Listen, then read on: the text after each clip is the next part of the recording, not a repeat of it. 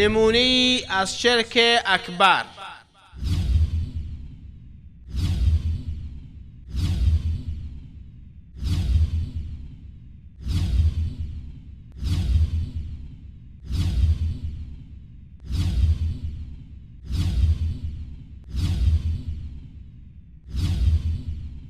والذين يدعون من دون الله لا يخلقون شيئا وهم يخلقون أموات غير أحياء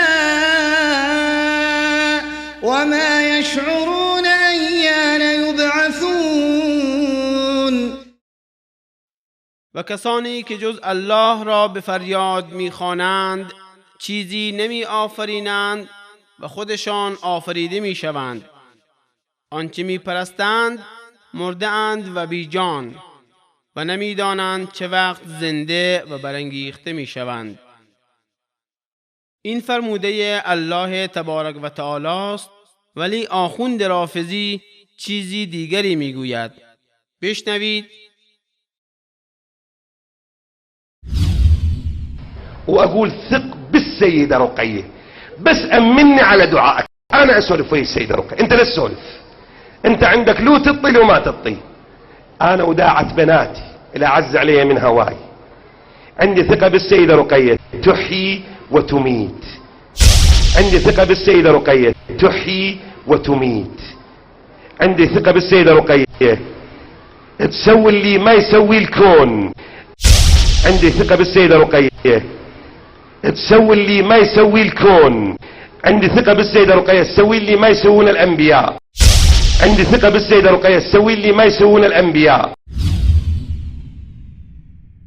بیننده گرامی، قضاوت را به شما می‌گذاریم. ببینید الله تبارک و تعالی چه می‌فرماید و این آخوند چه می‌گوید. واتخذوا من دونه آلهة لا يخلقون شيئا وهم يخلقون ولا يملكون لأنفسهم ضرا ولا نفعا ولا يملكون موتا ولا حياة ولا نشورا. و آنان غیر از الله معبودانی را برای خود برگزیده، معبودانی که چیزی را نمی آفرینند بلکه خودشان مخلوقند و نه مالک زیان و سود خیش هستند و نه مالک مرگ و حیات و رستاخیز خیش اند.